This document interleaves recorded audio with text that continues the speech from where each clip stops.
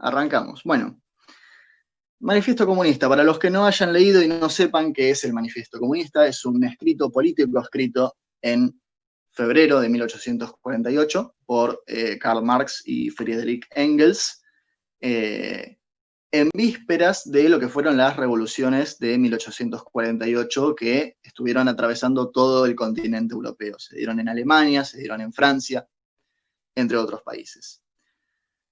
Y uno dice, y fue el contexto por el cual empezamos este taller, que este sería el segundo encuentro si no hubiese pandemia. ¿Para qué sirve? ¿Por qué sirve estudiar el Manifiesto Comunista, que es un texto de más de 150 años, en 2020, ¿no? Bueno, uno podría decir en principio que estudiando el marxismo se deberían leer todos los textos, y yo considero que eso es cierto, pero aparte, el Manifiesto Comunista sirve, nosotros creemos, para tres cosas. En primer lugar, porque da perspectiva de una historia del movimiento comunista. Este es el primer gran texto, digamos, del movimiento comunista como lo conocemos hoy. Segundo, porque presenta conceptos específicos del marxismo que no se habían dado antes, como por ejemplo el hecho de que para Marx y Engels los trabajadores no tienen patria, o es la primera vez en la que se muestra marcadamente la lucha de clases, el antagonismo entre el proletariado y la burguesía, y porque se pueden extraer herramientas conceptuales para interpretar problemas actuales. ¿Esto quiere decir que el Manifiesto Comunista es algo que tenemos que seguir linealmente para todas las revoluciones? No. El Manifiesto Comunista, y por extensión la doctrina de Marx y Engels, que es el materialismo histórico, no es una receta universal que se usa para todas y cada una de las revoluciones y movimientos sin cambiar nada, sino que para lo que sirve es para analizar cuáles son las formas en las que se organiza la producción, las relaciones sociales de producción, como las llaman Marx y Engels, y en base a eso pensar una estrategia y unas tácticas dirigidas a enfrentar al capitalismo en una situación específica, en un contexto histórico y geopolítico específico. Obviamente, por dar un ejemplo, no es lo mismo enfrentar al capitalismo en Argentina que enfrentar al capitalismo en los Estados Unidos, que enfrentar el capitalismo en China, por ejemplo. Son contextos distintos, son sociedades distintas, son historias distintas, y por eso hay que analizar el contexto justamente sociopolítico, histórico, etc. Entonces, para el marxismo, los tipos de acción dependen del análisis de la realidad. Eso es lo más importante. Bien, dada esta introducción, si alguno tiene dudas, recuerden, pueden levantar la manito o escribir en el chat. Vamos a pasar a la primera parte, que es sobre la propiedad privada. Y antes de hablar de esto, tenemos que hacer una salvedad, una distinción que es fundamental para el marxismo, que es la siguiente. Uno en general, cuando escucha o cuando habla de las clases sociales, escucha clase alta, la clase media, la clase baja, ¿sí? O sea, una división de clase a partir del ingreso de cada persona. Para el marxismo, esto no es así. Los ingresos no son un determinante de la clase social, sino que lo que determina la clase social es la relación de la misma, de la clase, con los medios de producción, ¿sí? Engels decía en una nota a la edición inglesa de 1888, y definía en esta nota a las dos clases principales. Hay otras en la sociedad capitalista, pero las dos clases principales, que son la burguesía por un lado y el proletariado por el otro. Y dice, cito, por burguesía se comprende a la clase de los capitalistas modernos, que son los propietarios de los medios de producción social y emplean trabajo asalariado. Por proletario se comprende a la clase de los trabajadores asalariados modernos, que, privados de los medios de producción propios, se ven obligados a vender su fuerza de trabajo para poder existir. ¿Sí? O sea, esto es la definición súper básica y súper elemental de las clases sociales marxistas, de la burguesía y del proletariado. Entonces, el modo de producción capitalista tiene como una de sus características el hecho de que concentra la propiedad de esos medios de producción en muy poquitas manos, ¿sí? En un grupo muy chiquito de personas. ¿Qué es lo que pasa hoy en día? Si ustedes se fijan, por ejemplo, los grandes monopolios y las empresas, en realidad no es que todo el mundo tiene una empresa, sino que son muy poquitas personas que tienen empresas y de estas empresas dependen otras empresas y así se hace una cadena. Pero si uno se pone a ver en realidad la propiedad de todas esas empresas, va a ver que es mucha menos gente de la que aparenta. Entonces, esta división de clases, este antagonismo en respecto a la propiedad privada, no se puede resolver en el marco del capitalismo, porque el capitalismo para sobrevivir necesita esencialmente esta división. Lo que pasa es que el proletariado tiene que hacerse del poder, y una vez que se hace del poder no puede mantener ese modo de apropiación de la propiedad, el modo de producción burgués. ¿Por qué? Porque si lo mantiene, se perpetúan, se reproducen esos mismos antagonismos de clase, y los que toman el poder se terminan convirtiendo en burgueses, que para dar un ejemplo es un poco lo que pasó en China. Entonces, la necesidad del proletariado cuando toma el poder es la de abolir la propiedad privada, ¿sí? Y uno dice acá, y esto es lo que muchas veces choca, cuando muchas veces se habla mal, digamos, del comunismo, del socialismo, se dice, los comunistas van a venir y te van a sacar tu auto, te van a sacar tu casa, te van a sacar todo lo que tengas, ¿sí? O sea, vas a tener que compartir hasta el cepillo de dientes. Y la realidad es que no es así. La realidad es que Marx y Engels distinguen muy bien entre la propiedad personal y la propiedad privada burguesa. De hecho, dicen Marx y Engels también en el manifiesto, el rango distintivo del comunismo no es la abolición de la propiedad en general, sino de la abolición de la propiedad burguesa, recordemos, de los medios de producción. Esto, como decía, no significa que el comunismo cuando llega al poder te expropie la casa, ¿sí? Porque esto técnicamente no debería pasar.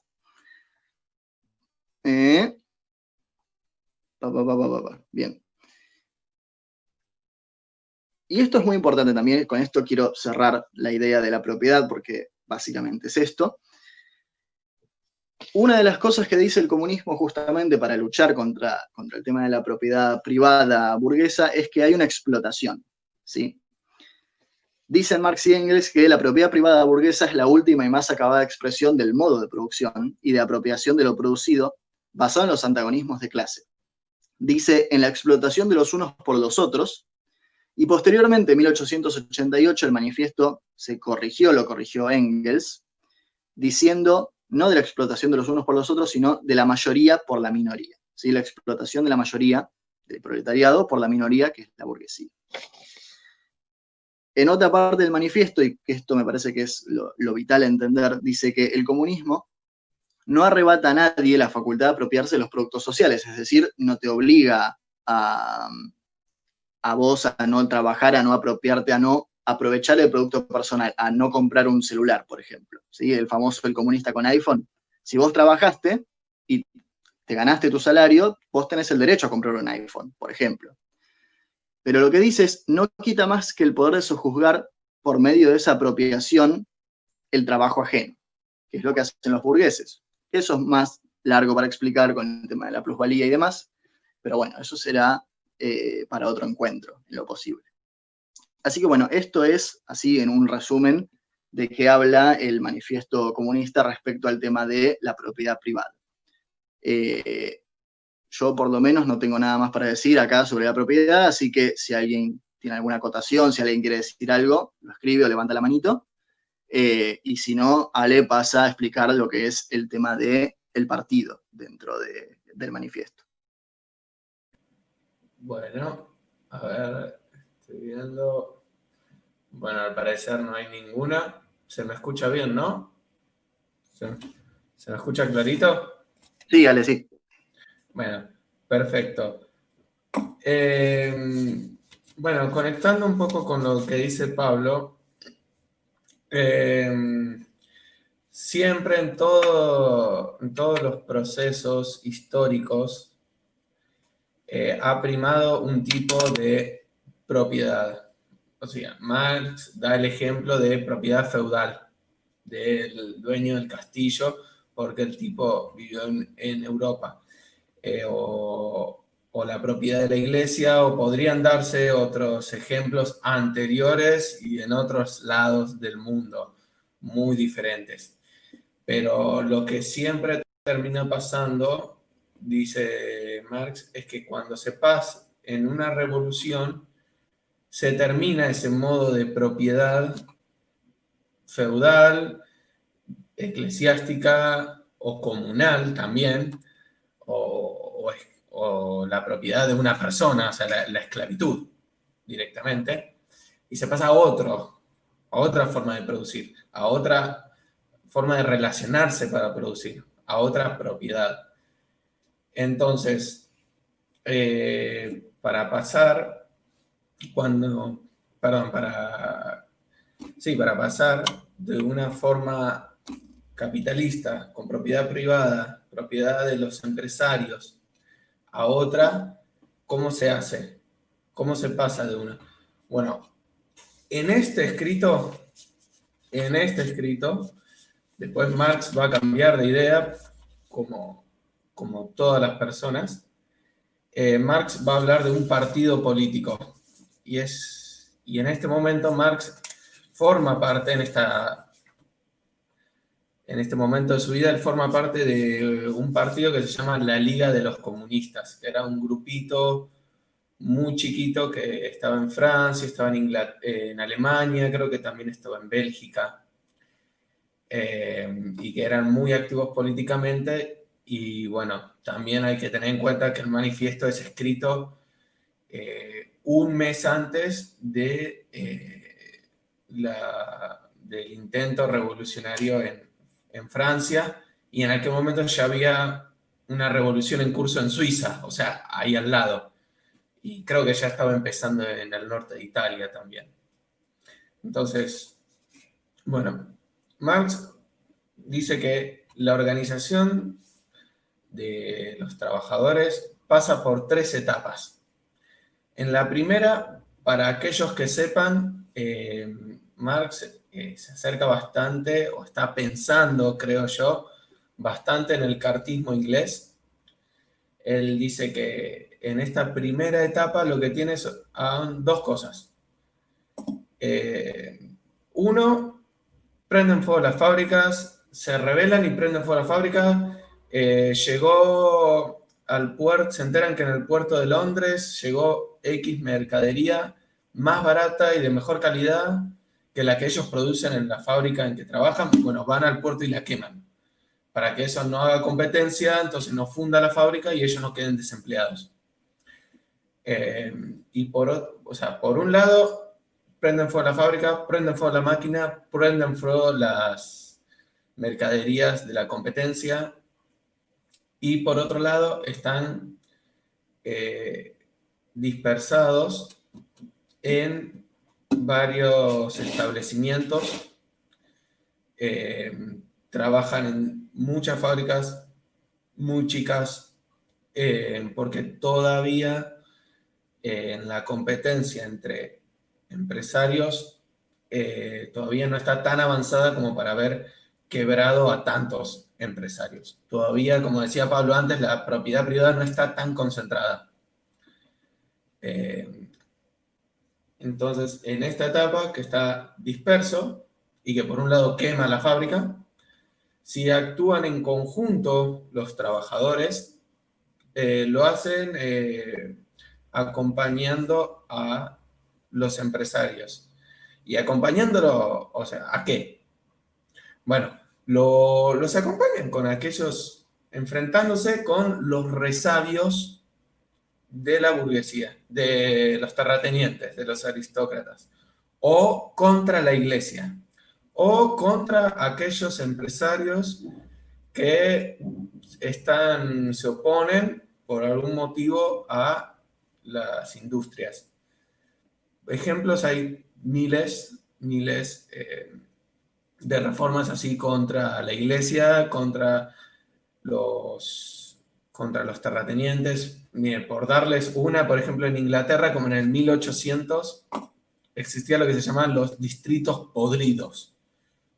Que eso era cómo se dividían. En este distrito se votaba un diputado y los distritos se dividían por población. Lo que pasaba era que como toda la gente se había mudado del campo a la ciudad, en ese distrito vivía mucha menos gente de la que era necesaria para que sea un distrito. Entonces en ese distrito se imponían mucho más fácil los terratenientes. Entonces tenían teniendo un montón de representantes. ¿Se entiende? Entonces, bueno, se reformó eso en el 1800 con apoyo. Bueno, la segunda etapa es interesante en relación con lo que decía Pablo, cómo se va pasando de etapa también a medida que se va concentrando más, va avanzando la competencia entre empresarios y se va concentrando cada vez más y más la propiedad. En la segunda etapa, cuando ya la maquinaria es más avanzada tecnológicamente, entonces el trabajo es más sencillo, es más monótono. No se necesitan trabajadores muy capacitados. Entonces, básicamente es más fácil que vos te sientas a la par del que tenés al lado y de que te reconozcas en el otro y establezcas tu relación de amistad, de cooperación. Entonces, prácticamente es inevitable. Es inevitable. Incluso nos pasa a todos los que cuando vamos al trabajo, por supuesto, nos sentimos mucho más cercanos de los más parecidos a nosotros. Es algo inevitable de las personas. Entonces, en esta etapa, que ya los establecimientos industriales son más grandes, ya no hay trabajadores que prendan fuego la fábrica, sino que hay trabajadores que se organizan en coaliciones o en la segunda edición ya más cercano al hoy en día, dicen sindicatos.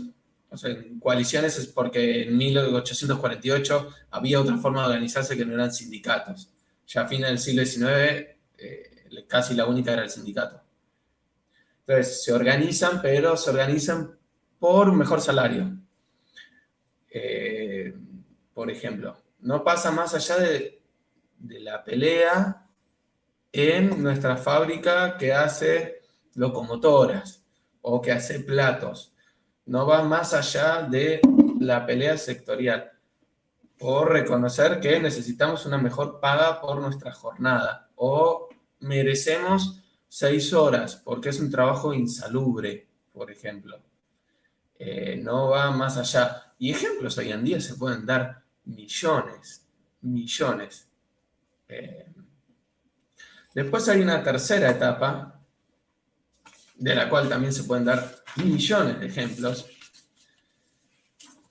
en la cual ya está más avanzada la tecnología, está más avanzada la concentración de la propiedad, y ya los trabajadores ya no pelean solo por el salario, o cambia la forma de entender la lucha salarial. Ya no es como una lucha sectorial, sino que ya se vuelve política. O sea, sube un escalón más. Entonces, en esta forma y en relación con eso, ya no es la mejor forma de organizarse en un sindicato, o no solamente en un sindicato, sino que ya es forma de avanzar un paso más hacia conformar un partido, a formar un partido de los trabajadores que impulse un mejor salario, obvio, que impulse las 6 horas para los trabajadores del subte, por ejemplo. O, por ejemplo, que los albañiles se jubilen a los 50 años, por ejemplo, porque los albañiles quedan destruidos, pues cargan, no sé, bolsas de como 20 kilos todos los días, y como 20 bolsas. Que no se olvide de eso, pero que también busque ocupar el Estado.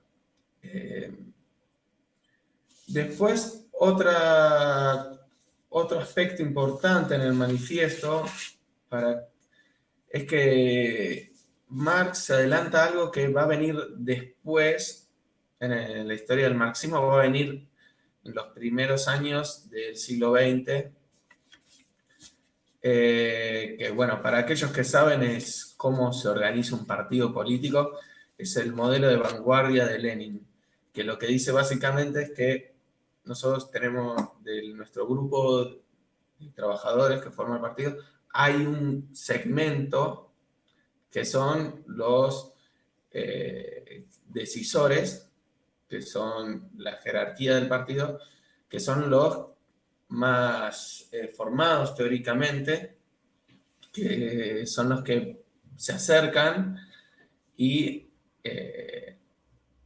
inculcan, bueno, no sean malos con Lenin y Marx, pero esa es la idea, se acercan y meten la ideología comunista en aquellos trabajadores que no la tienen. Entonces, ellos se acercan y traen esta teoría. Bueno, Marx tiene unos cuantos pasajes en este escrito que adelantan un poco esa teoría que después va a definir mucho más Lenin, de que este pedazo del partido de la vanguardia es su parte más ideologizada, más teórica, más firme, más consciente y que hace consciente a los demás. Bueno, les voy a leer acá dice, por ejemplo, acá dice, a la hora de la acción, los comunistas son el sector más resuelto de todos los partidos obreros de todos los países. O sea, tiene un montón de menciones así. También, bueno, por supuesto, él está pensando todo el tiempo en su partido, en la Liga de los Comunistas que les decía. Y, por supuesto, defiende que este partido, el Partido Comunista, no tiene intereses diferentes a los de los otros partidos que existen. Y no niega tampoco las diferencias que tengan con estos. Hasta incluso se enorgullece, algo súper diferente al hoy en día. Pero se tiene hasta que incluso enorgullecer de las diferencias que tienen con otros. No hay por qué ocultarlas, negarlas, avergonzarse. Pero, de todas formas, igual, este partido siempre marca la cuestión de la propiedad, que el problema pasa por la propiedad. Incluso dice en una parte que la fórmula de los comunistas se puede resumir en abolir la propiedad privada, la propiedad burguesa. Entonces, eso es lo que los distingue. Y esto, abolir la propiedad privada, tomar el Estado, es el interés de esta clase. Porque el interés de toda clase es siempre hacerse con el poder, abolir esa forma de propiedad que la explota e imponer la propia. Como así fue en la historia y hay 10.000 millones de ejemplos.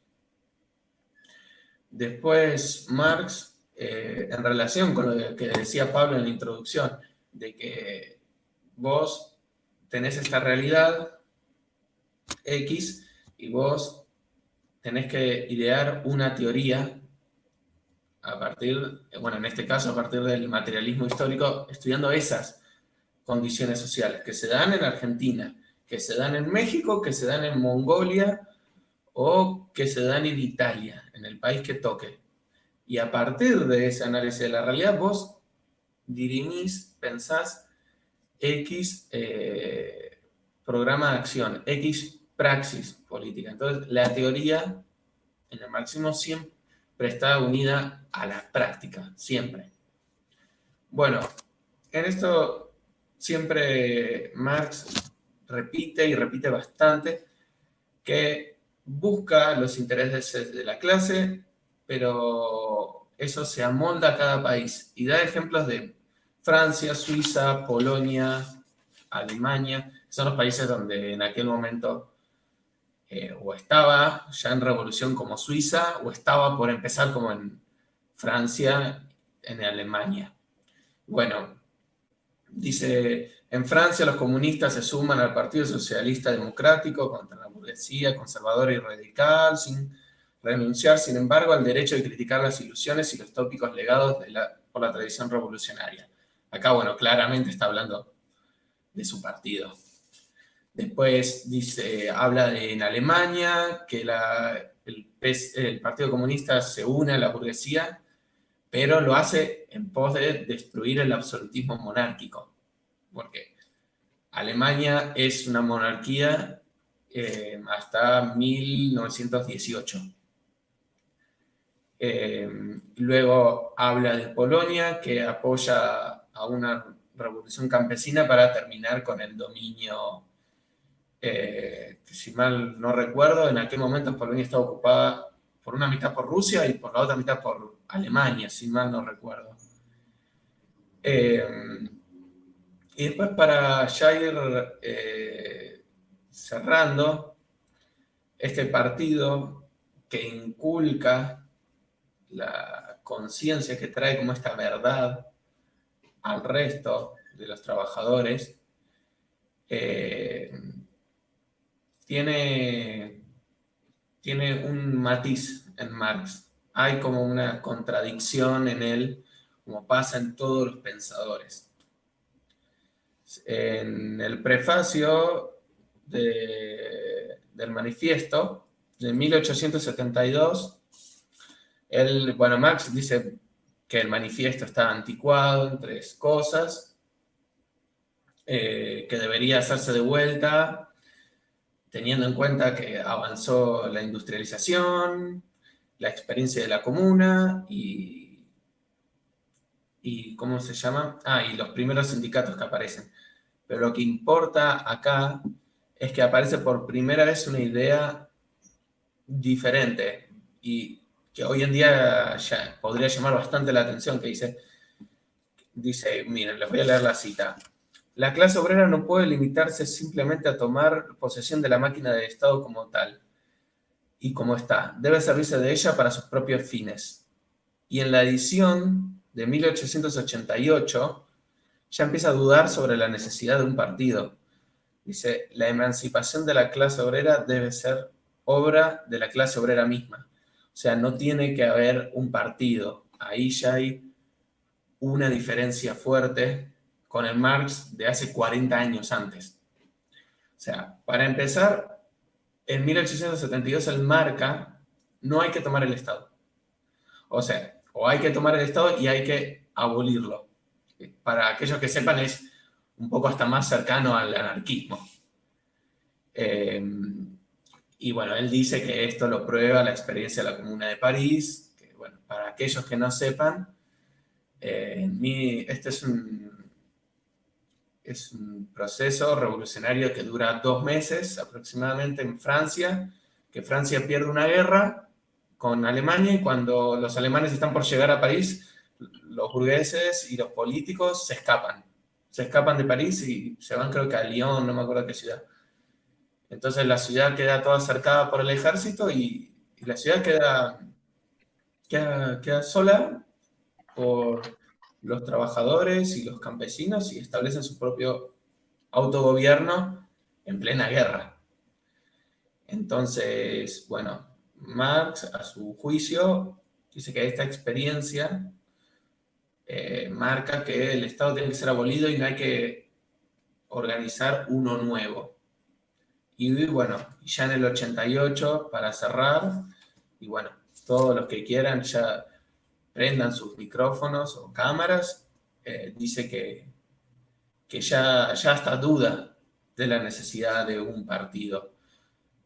Tienen que hacerlo los trabajadores mismos y parece bastante más en sintonía con lo que dice en 1872, con que ya no tiene que haber Estado.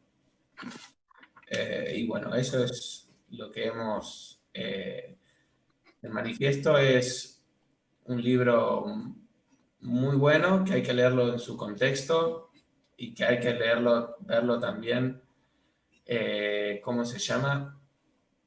En la etapa de la vida de Marx, no solo, o sea, es En ese momento Marx tiene 30 años, creo. Todavía no vive en Inglaterra.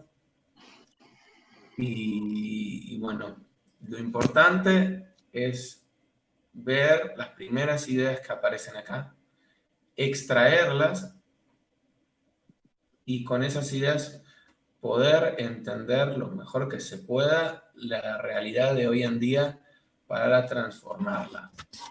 Esa es la idea, eso es el por qué es importante el manifiesto.